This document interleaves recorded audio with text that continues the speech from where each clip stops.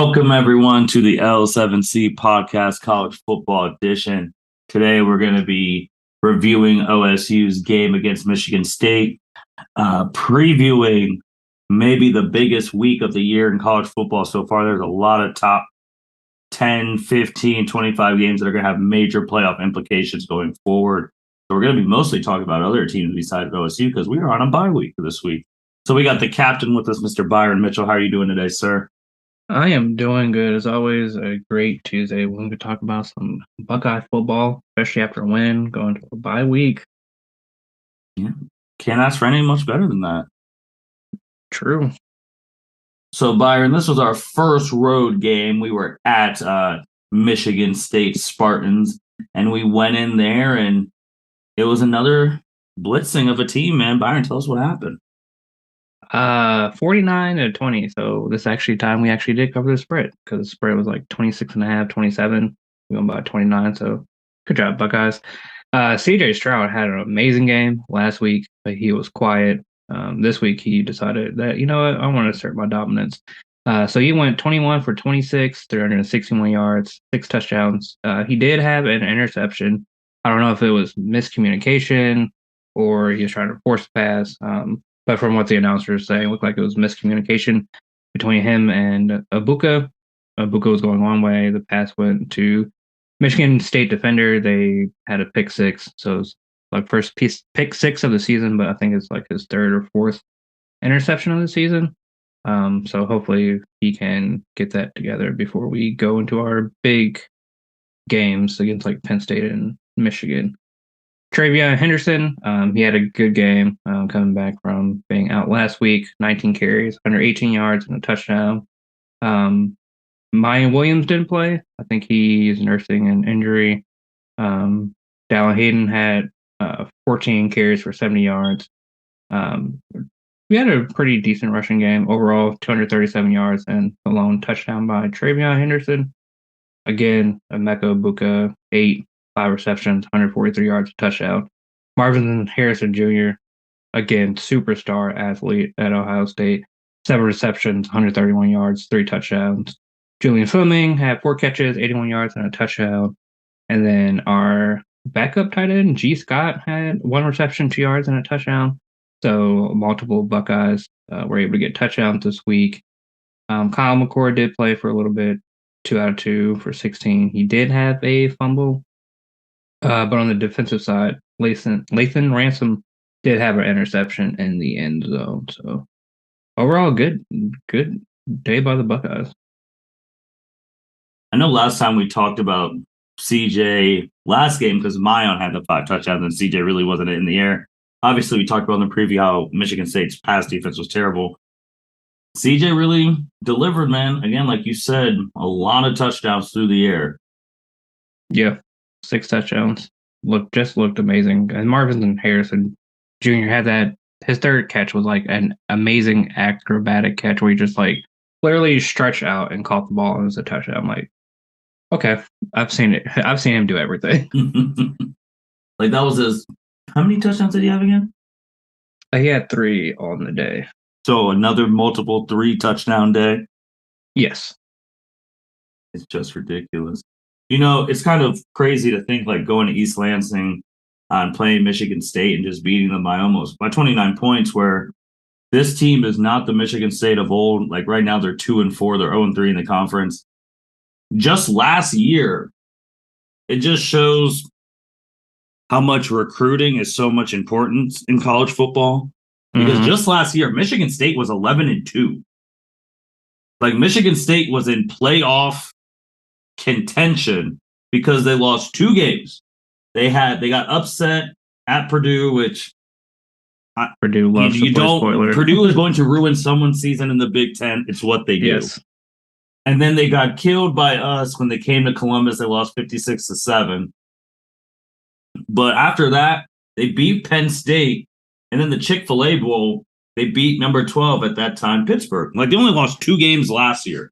Hence why Tucker got the $95 million thing, because it's like no one was expecting them to do anything. And then they only lost 2 games, was a top 12 team. And then, of course, they had one of the best players in the league, Kenneth Walker, who I can't escape because he plays for the Seahawks and had like a 69-yard touchdown against the Saints. So you had him, you had Reed, like you had Thorne. Once these people leave, that just shows how important recruitment is, because they didn't have a good recruiting class, and you go from 11-2 to now 0-4 in the Big Ten, 0-3 in the Big Ten, and 2-4 overall. Yeah, that is wild. Like you said, Kenneth Walker, their top rusher, he's probably almost won the Heisman because of how great he was as a rusher. To lose him put a big dent. Like overall, the team had 7 rushing yards against Ohio State, which is a huge difference from last year to now. While Peyton Thorne is still there, he did have a very quiet game, 11 for 18, 113 yards, a touchdown, and an interception.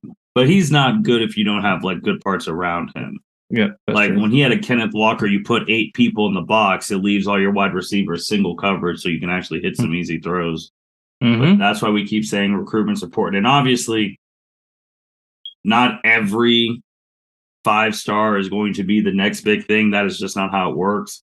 But at least getting them, those 5, 4, 3 stars consistently, while your other schools in your conference are struggling to get 3 stars, shows a difference. And it also shows how we help our players get better, like our systems down here, our coaches and all of that, because true, Michigan State's not a small school. They're getting 3, 4 stars, and occasional 5-star, but how are you developing them? Right. That's the difference between Ohio State and all the other teams in the Big Ten, is that we're getting top talent and we're trying to develop them to be even better. But Michigan State, it's just crazy because Michigan State has provided OSU plenty of heartbreak in the past 10 years. They've stopped Ohio State from going to the national championships twice.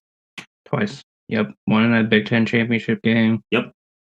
Which is very heartbreaking. I still remember that to this day. And then the game right after we won the title, 2015, they beat us in Columbus. So they've provided heartache, and just to go in there and stomp them, it feels weird because that's not the Michigan State I'm used to seeing. So hopefully they can get it together. Yeah, hopefully next year's game, which will be be here, will have be closer and all more depends on recruits and development. Yeah. Well, Byron, we're actually on a bye week, but we do know that we play Iowa on the 22nd. That will be a noon game on Big Noon Kickoff. Yep, first Big Noon Kickoff. Been dominated by Michigan the past month, so it'd be good to have a Big Noon Kickoff on Fox. Yeah, and then also, we have not played Iowa since that fateful game in Iowa. So we have not played them in years. We'll preview that next week. But it's been a long time since we do not play them often. But the last time we played Iowa, it was bad. Obviously, they had some top NFL defensive players on that team. But I'm expecting OSU to do some stuff. But we'll get to that next week when we do that. Just going, Byron, there was a lot of big games that happened over this weekend that we were going to. We talked about, let's just start we'll start at the bottom and work our way up. The game that was supposed to be super good, Alabama, Texas A&M. I was on here last week and I said Alabama was going to win by 35, regardless of who quarterback is. You did? And Texas A&M, they fought. It came down to the last possession. Yep. And they Alabama ended up winning 24-20. So, what does that say? Obviously, this is the second close game that Alabama's had this year so far. So against Texas and apparently the Texas teams. Obviously, Bryce Young did not play. There was a lot of turnovers, a lot of interceptions. They were just giving Texas A&M the chance to capitalize. They just couldn't do it because that's who Texas A&M is. So then they take that L. It also affected Alabama because the committee, the AP voters were like, you know what, Alabama, we got to put you down to we got to put you down to 3. We can't have Mm-hmm. you number 1 after barely beating Texas A&M. But that was interesting because I didn't think it'd be close. I really didn't. Yeah, I didn't either. I agree with you that it would probably be 30 plus. The way they were playing, it just didn't seem right. But hey, Alabama night 8 p.m. They came up on top 24-20. So they're still undefeated. You go to another SEC game. We're going to be previewing this. Tennessee destroying LSU 40-13. That game was not close at all throughout the game. No, it was not. Tennessee came out on firing on all cylinders. They looked good throughout the game. Hendon Hooker is a really good quarterback. Mhm. I can't wait to see what they do for the rest of the season because I did not expect Tennessee at the beginning of the season. Where Tennessee was not on my radar of Nope. a team that's going to be like they're 5-0 right now. Mm-hmm. Yeah, because they just had a bye week. Yep, 5-0. That which is crazy to think about for Tennessee. You also shout out to our guy Cedric. UCLA beating Utah 42-32. I did not expect that. UCLA, I mean, they just they can't get people in that stadium, but they won. They're undefeated. Chip Kelly still coaching there. Is looking like Chip has finally got his guys in there. He's finally running the system that when I said he never, a long time ago before all of us even met on the L7C, he never should have left Oregon because that guy was killing it at Oregon. Like he wanted to go test the NFL, but he never should have left. But it's looking like he's getting his stuff going now, which is good for college football. Yeah, it's good for him. Great confidence booster. Be undefeated at UCLA. Hopefully now they'll be able to get some fans into the stands because they got some big games coming up for the next couple of weeks. Yes, they do. And then before we go to the main event, going to the Big 12, Red River rivalry, most lopsided Red River rivalry I've seen in my life. Texas 49, Oklahoma 0. Texas finally decided they wanted to play defense because, man, I was not expecting them to blank Oklahoma. I thought Oklahoma, like it would be a back and forth game like the TCU Kansas game was, but nope. Mm-hmm. Texas decided they wanted to play defense.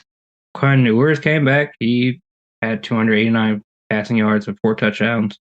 So he came back with a vengeance. Bijan Robinson, their running back, who's been there for like a couple years, a very fantastic running back. 130 yards and 2 touchdowns. So yeah, Texas came out and said, we got something to prove. We all said they needed to win. They needed to win in Oklahoma, man. You go from being in the top 6 and now you're not even scoring in a matter of weeks. Right. Like if you just look at, let's see if I can get it. The Sooners now are 3-3. Mm-hmm. And obviously last week they got shellacked. Yeah. By TCU, 55-24. They've actually lost their last 3 games. They've won against UTEP, Kent, and Nebraska. And then Kansas State University, TCU, and Texas just came in and said, we're winning this game. Yeah. So they are on a very bad downward spiral as a first-year head coach. That is not something you want to be in that type of fan base. Like they couldn't get anything. Yeah, and they have a game against Kansas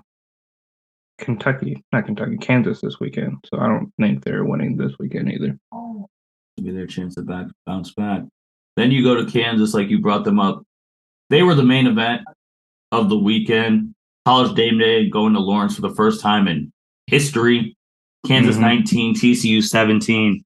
TCU, it literally came down to the last plays. They were trading back and forth, shots for shots. And TCU comes out on top 38-31. I wanted Kansas to win just because they were at home and game day was there for the first time. But TCU, man, we haven't seen them be good since early era college football playoffs. Yep, 2014 when it was literally a decision between us and TCU who's going in the playoffs. And Baylor. Baylor was in that stuff too. Yep, Baylor too. Yeah, they have not. It's Gary Patterson, like when he was there. But now they got a good team, man. And shout out to Kansas. That was a great game. Mm-hmm. I definitely was switching between this and the Red River rivalry, but I ended up stop watching the Red River Rivalry because Texas was just spanking Oklahoma, and this game was way more interesting. Like you said, very back and forth. Like TCU would get a touchdown and Kansas would score. Then TCU would score. And it was just a great game. I do want to shout out one person. Oh, go ahead. Their wide receiver, Quentin Johnson for TCU, 14 receptions, 206 yards, and 1 touchdown. He was cutting through that defense. Mm-hmm. No, yeah. Shout out to him. Shout out to him. And you think that week was crazy. I've been saying this is the best time for OSU to be on a bye week because we're going to be greatly affected by a lot of these games that we're not even playing. Yes. Byron, where do you want to start? Let's just start off that big noon game, Michigan Penn State, because that directly affects us. Correct. So Michigan is playing Penn State. Penn State's the number 10 team in the country, undefeated. Michigan's the number 5 team in the country, undefeated. It's at 12 p.m., big noon kickoff on Fox. Both teams are in the Big Ten East. Obviously, if you watch the Buckeyes, you know we are in the Big Ten East. So these are teams that we are going to be playing. Obviously, Michigan at the end of the year and Penn State in a couple weeks at the end of this month. Mm-hmm. And Byron, one of these teams is going to lose. Unfortunately, one of these teams is going to lose. And I'm still struggling, like, who I want to pick to win. Because this has so many implications on us. Like, Penn State being undefeated, going to them at the end of this month on October 29th. Whiteout looks very good. Undefeated Ohio State versus undefeated Penn State looks very good on paper. But me personally, for a revenge game, I would just love for us to be Michigan's lone loss of the season. Byron, I want to throw some trivia out for y'all and for those people that are really educate them. What division do you think has the most top 10 teams in it? Like over like SEC? No, divisions. So you got to break them down, like SEC West, SEC East. So SEC West, then. You're wrong. It is really? the Big Ten East. Wow. People aren't hip, and I'm here to educate. Ohio State's the number 2 team in the country. Mm-hmm. Michigan's the number 5 team in the country. Mm-hmm. Penn State's the number 10 team in the country. That is 3 teams in the top 10 in the Big Ten East. Wow. You go to the SEC West, number 3 Alabama, number 9 Ole Miss, number 16 Mississippi State. That's it. Wow. All their other LSU trash, Auburn trash, Texas A&M trash, Arkansas trash. And then if you think about what about the SEC East?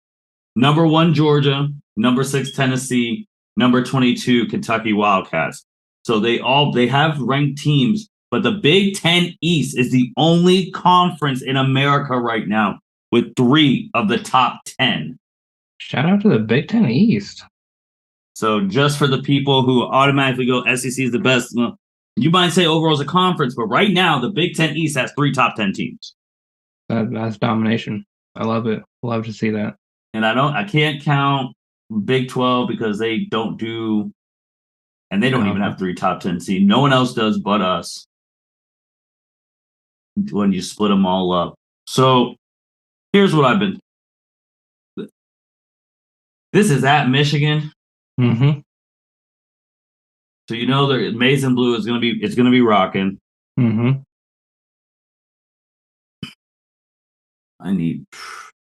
My thing with this game when you were talking about who do you want, like struggling on who you want to like win more in all of that. Here's what I'm thinking. If Michigan, I just also want to get something up right now. Michigan is a -7 on the spread. Yes. But +7 for Penn State. Okay. My thing is, I would actually want Penn State to win this game. The reason being, this is going to be can't say until they play us. This will be the only game Michigan State Michigan loses to Penn State until they play us. Then we'll see. I can see that. Penn State has this thing where I've been watching them for years, last year especially. When they lose, when they're a top team, and if they don't recover, they just go on a 3-game losing streak. Every time. Remember last year, we were almost at the same spot last year where they lost the 9 overtime game to like Illinois. Mm-hmm. It was like the week before they played us, right? Yep. And ruined a top 10, top 5 matchup against us. Now that you put it like that, I forgot about Penn State and their 3-game lose streak every time they lose. They lose a big game and then they go on a spell, and then they'll somehow magically be 9-3, 10-something by the end of the year. Yep. So that's why I think Michigan can take this loss, because when we get into these other games, I think Michigan's going to be back in the top 6, 7 by the end of the year anyway. Yeah, if they lose this game and win out, yeah. And other people are going to lose in front of them. Penn State, though, if they win, they could be in the top 5. And then you have perfect scenarios, 8 p.m., Happy Valley, whiteout, a top 5 matchup. That's the biggest game of the year. Yes. 2, yeah. Potentially 2 versus 5. But they haven't announced that time yet. I really think Fox is going to try and have that at 12. And I'm going to say this now: if we have to play Penn State when there's sun, I'm not going to be worried. It's only when it's dark. Well, only when it's dark and it's a whiteout. The things happen. So I would want Penn State to win this game and then Michigan just to win out the rest, and then they have one loss when they play us, because there'll still be everything left in play. Because if Penn State beats Michigan, we beat Penn State, Big Ten East still comes down to the last game. Yeah, I like that scenario. All right, let's go Penn State. But Michigan, I'm not saying Michigan can't win, though. They can win this game. They play really well. But this is going to be. Oh, Penn State played Auburn, but Auburn really wasn't that good. I was going to say this is going to be both teams' first real test. Yeah, because Michigan haven't really played anybody. Like, they were close against Maryland for like the first half, and then they decided that they want to take over. Iowa, again, struggling a little bit, but like, yeah, this would be their first like real test. Yeah, Penn State going to Auburn was their biggest game, which they went to an SEC school and beat them handily in the early of the year. So I want Penn State to win, but I do think we're going to see, man. We're going to see if Michigan's still riding off that momentum. If they were at home, I'd take Penn State, but I think Michigan's going to win this one. I do. I think it will come down to Michigan's rush game, because Blake Corum is a really good running back. Yes, for the season, he has 735 carries and 11 touchdowns. Yeah. I think it will come down. Like, if Penn State can stop their run game and just have them one-dimensional through the air, I think Penn State could do it. Yeah, and Clifford and McCarthy almost have the same exact stats. Yep. Clifford, 1,030 yards, 9 touchdowns, 2 interceptions. McCarthy, 1,152 yards, 9 touchdowns, and an interception. Yeah. So we're going to see how that game is. I'm taking Michigan. I want Penn State to win, because I want that game on the 29th to be undefeateds versus undefeateds. Yeah, I think Michigan has a slightly better team, but we'll see. We'll see. I think Michigan will win too. And then, we're going to keep jumping around. You got number 7 USC versus number 20 Utah. Utah just lost to UCLA. This is another top 25 matchup. I do think UCLA, USC with their offense, Lincoln Riley and them, they are playing really well, but it's hard to judge them because they really haven't played anyone at all. So this is their first ranked opponent, but they're potentially building, if both stay true, at UCLA on the 19th of November, that's going to decide the Pac-12. But I don't think Utah can. They just took a shellacking from UCLA, and USC is better than UCLA at this moment. I think USC wins. Yeah, I think USC wins. Like it'll be a good game. Hmm. But I think USC just like you said has a better team. Only thing that's helping Utah at their place at night, probably going to be their biggest night game of the year. So you're going to have the environment. You're going to be juiced up for that. But besides that, I think Caleb Williams, USC is too much for him. Yeah. After this game, like the next biggest game Utah has is against Oregon, but that's at Oregon. Yeah. Utah, if they want any shot of getting back on the top of the Pac-12, they need to win this game, and I just don't think they will. Me either. But Byron, man, another obviously Penn State and Michigan is big for playoff implications for both teams. USC, Utah's, it's mainly for USC's playoff implications. It's big for them. This one is big for both teams as well. Oklahoma State, the number 8 team in the country, versus TCU, the number 13th ranked team. TCU coming off an emotional win against Kansas. And now you follow that up with playing the number 8 team at 3:30. So just think about that, guys. You got Michigan, Penn State, 12 o'clock. And then you have number 8 versus number 13 at 3:30. There's another game at 3:30 that we're going to save for last. But these are two teams that are going to still be in the Big 12 when Oklahoma and Texas leave. And it's funny how they're Oklahoma and a Texas school, both doing really well. Whoever loses this, man, is going to be their playoff hopes are done. And whoever wins this, they keep winning. There's a chance. Yes, this is another game where the teams are pretty evenly matched. Mhm. Like Oklahoma State's quarterback has 1,394 yards, 12 touchdowns, 2 interceptions. Mhm. TCU's quarterback 1,305 yards, 14 touchdowns, 1 interception. Their running backs are like 100 yards of each other, with one having 6 touchdowns, one having 4 touchdowns. The receivers are pretty even. Like they both score 46.4 points a game. They allow 24.8 to 23.8 points per game. So this is going to be, man, I don't know who to pick. I'm going to take Oklahoma State. I know they're on the TCU just went to Kansas in a hostile thing, but now they're going to get the home field, so that crowd's going to be juiced up. But for some things that I want to happen in these next couple weeks, I got to take Oklahoma State. Gotta take Oklahoma State. I'm going to take TCU. Okay. TCU wins this game, they'll be a top 10 team. Yep, that last performance against Kansas really sold me, especially their that wide receiver Quentin Johnson with the 200 some yards just out of nowhere is insane. Okay. No, I don't disagree with that. Before we keep going, we got a sneaky one. This is another 3:30. Your 3:30. I hope you guys have the back channels and all of that. You got NC State, North Carolina State, 15-1. We saw them play against a surprise team of the college football right now. 4-0 Syracuse, the number 18th ranked team in the country. This is big implications for the ACC because you got in the Atlantic Division, Clemson's 4-0.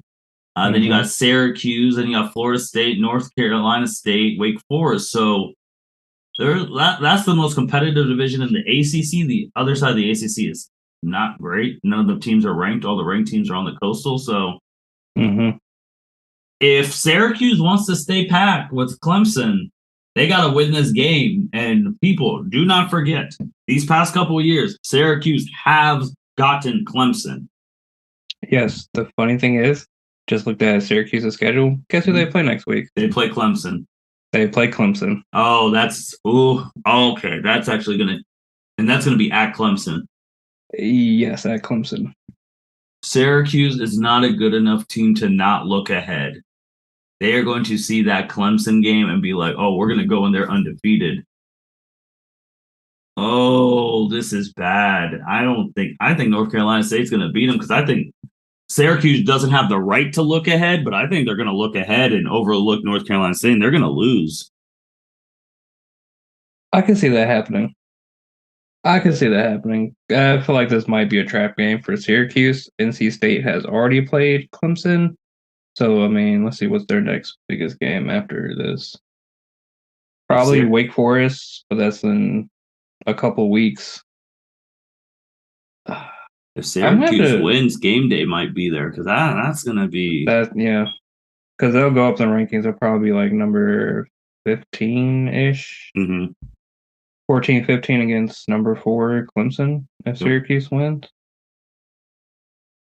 Because, yeah, that does have definitely playoff implications for that ACC championship game. And Syracuse were to win these next 2 games. I'm going to go with the underdog Syracuse. Okay. I hope you're right because that would be interesting because then there's going to be pressure for Syracuse to perform. Okay. Last big game where the tickets right now are as low, the lowest ticket, $339. That's the low. Compared to Iowa State, Texas, the lowest tickets they have are $2. $2. So you can, if you want to go there, but the tickets are as low as $339. That is the upper deck. But then you go more and you keep going up, and then you're in the thousands. You can get as high as $7,900. Ooh. The game we are talking about, another 3:30, CBS, Alabama, who escaped against A&M, number 3 in the country now, 6-0, against another upstart team, Tennessee, 5-0, number 6 in the country. This game is at Tennessee. This is the biggest Tennessee football game since Peyton Manning has been gone because they have not been relevant to this extent, and this is the most relevant they are. Alabama, we know Alabama. Currently, we do not know if Bryce Young is going to play as of recording. Byron. Yes. Who do you have in this game? What are you expecting? This, when I talked about games affecting Ohio State, obviously Penn State and Michigan, this game affects Ohio State a lot as well.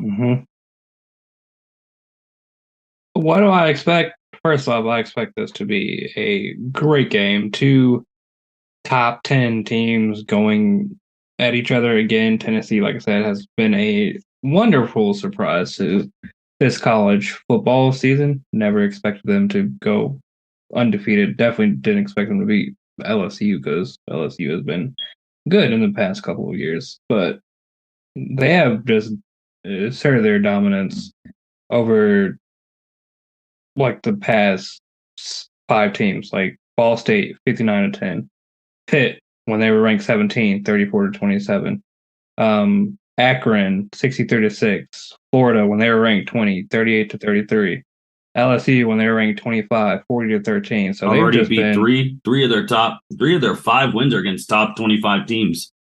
Yes, so very, very, very good surprise. I think Tennessee might have this. Like, I know Alabama's defense is amazing. Like, they've only allowed like 12.5 points per game. While Tennessee's defense has allowed 17.8. But Tennessee has scored like 46.8 points per game, and Alabama's only scored like 44.3. Texas and Texas A&M have shown that you can beat Alabama. It's very possible. And I think Tennessee has the weapons to do it. Yeah, what Hooker quarterback, 10 touchdowns. 0. He hasn't thrown any interceptions. No, not yet. Through 5 games. Here's my thing. If Alabama would have acted accordingly and destroyed Texas A&M, I agree with you. The problem is, as Saban loves when his team barely wins against people they should have beat, because that means he can really kill them in practice and really harp on them, as he coined rat poison, that you guys are not that good. You need to execute. Like, so he loves those things, which is why greatest coach ever because they'll be like, oh, we just barely won? Oh, I can't wait because now our players know we are not that good. We need to execute every day or we can get got. Mm-hmm. Obviously, College Game Day is going to be at this game. It's Bryce Young. I feel like they're going to hold that for a game time decision. Shoot, we're saying that now. They might announce it when the time we get off this thing. But this could change. It will change the landscape if they win. Because my thing is, I do not think Tennessee is going to survive their next 4 games. No, because they have Alabama this week. Next week they have UTM. Yeah, they'll beat them. Then Kentucky after that, and then number 1 ranked Georgia, November 5th. So, what I was saying in our fantasy football thing, in a way that this is the only way that you can knock Alabama and Georgia out of the playoffs. Unfortunately, Tennessee would have to lose this game. Bear with me. The reason being is I will sacrifice Tennessee losing this game for them to beat Georgia. The reason being for that is because Georgia and Tennessee are both in the SEC East.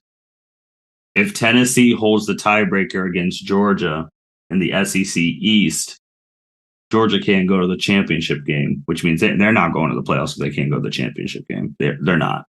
True. Alabama's case, it really depends on how much faith you have in Lane Kiffin and Ole Miss. They still have to play Ole Miss. Ole Miss is the number 9 team in the country, and they're going to Ole Miss. That's true. And then after Tennessee, they have Mississippi State. They're 16, depending on how you feel about them. And they got at LSU. LSU's nothing. So it depends on how much faith you have in Ole Miss. Let's say if Ole Miss beats Alabama, they run the table. They get into the SEC championship game from the West. That knocks both of them out. They're not going if they don't make the championship game.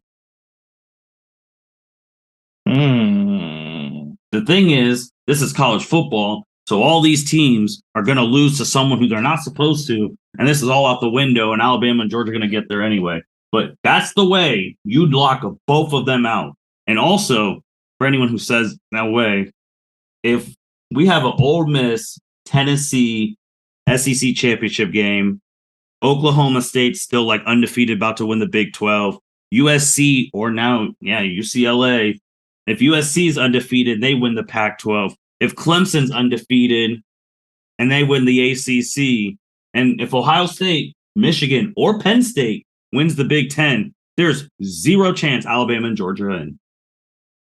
Because you'll take all those, you'll take 3 of the SEC champs getting in no matter what, and then you'll make a choice between the 3 undefeated teams of their conference champions. Man, I would love that if that happened. But it's hard for that to happen because everything has to go right. Everything has to go completely right, which it won't. It won't. Right. But now it's one of those things like, well, Alabama survived their next 4 games at Tennessee, Mississippi State, LSU, at Ole Miss. Definitely think they can beat LSU. Because here's the thing. If they lose to Tennessee, they just have to win out in the SEC championship game with 1 loss. That's it. And then they could just...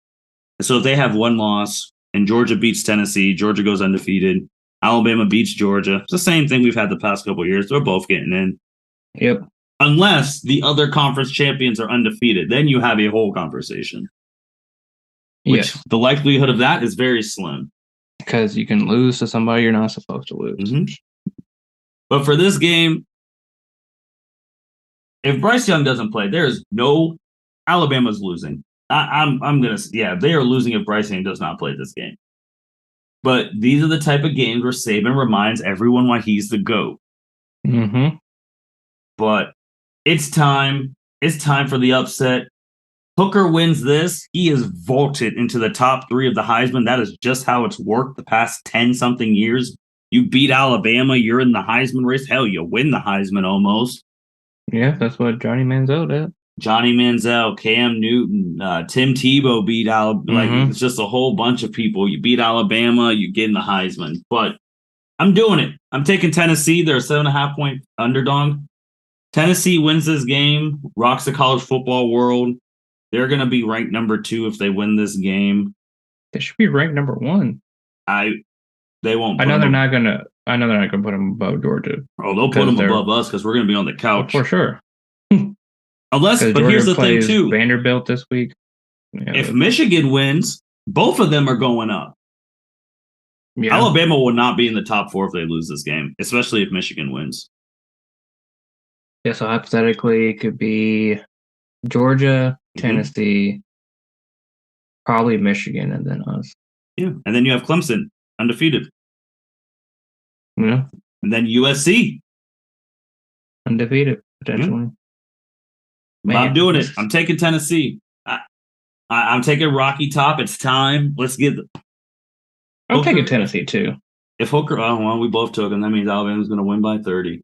But it's just the way it goes. It's all right. Just the way it goes. But I have so much faith in Tennessee right now. This is Hooker's Heisman moment right here, which for Buckeye people, we will only get 3 Heisman moment type games: Penn State, Michigan, Big Ten championship. But Michigan State or Wisconsin when they're good. Yeah, when they're good. But currently this year, if Hooker smokes them, I'm sorry. I love CJ, but he's going to be the front runner. Yeah, for sure. You beat Alabama, you're definitely the front runner. Yeah, you're the front runner. Heisman.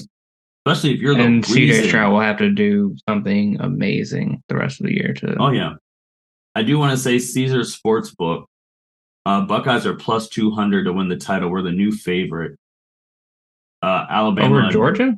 Alabama and Georgia are plus 220.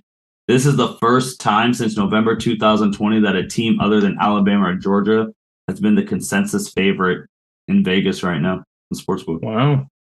Okay. So, they're seeing it. Just for that, State. Clemson's 12-1 odds, USC 16-1, Michigan's 20-1, Tennessee is 40-1. So if you want to put some money on people now, you got to do it now. Got to do it now. Byron, anything else, man? I'm trying to think if there's like any other big game that we missed. I think we're everything. I mean, Mississippi State and Kentucky. Kentucky's free fall. We don't care about they're not good anymore. They're free fall. We just got to hopefully Mississippi can win when they face Alabama. That's the only thing we have for that game. Yeah, because just on Ohio State thing, we haven't, since the Notre Dame game, which was the only game we were ever down at half this year, and we only scored 21 points. Since then, we've been averaging 55. Yep, but they refused to put us as number 1, but you know what? That's fine. We'll see. All right, man. With that being said, this is the L7C podcast. A lot of big games happening this weekend. They're just going to keep getting bigger and bigger, especially once we get into November, because the great Jim Tressel said November is for contenders. So this is going to be a weeding out month in October. So we're going to see. Also, sooner, end of October, close to November, the first college football playoff rankings are going to start coming out. That's where we're really going to see the situations that lie ahead. So that's why I can't wait for those first rankings. Hence why we record on Tuesdays, so we can break those to you live, because they did them Tuesdays at 8:30. So with that being said, this is the L7C podcast, Rocky Top. Let's do it. Shouldn't be shocking the world. You're the number 6 team in the country, and this is the biggest game in your stadium in forever. So get it done. If Bryce Young does not play, they should not beat Tennessee. They should not, no. This is the L7C podcast. Signing out. Thank you for listening to this episode of the L7C podcast. Be sure to like, rate, review, and subscribe to the channel. Follow us on all social media platforms, and we'll be talking to you guys soon. Take care.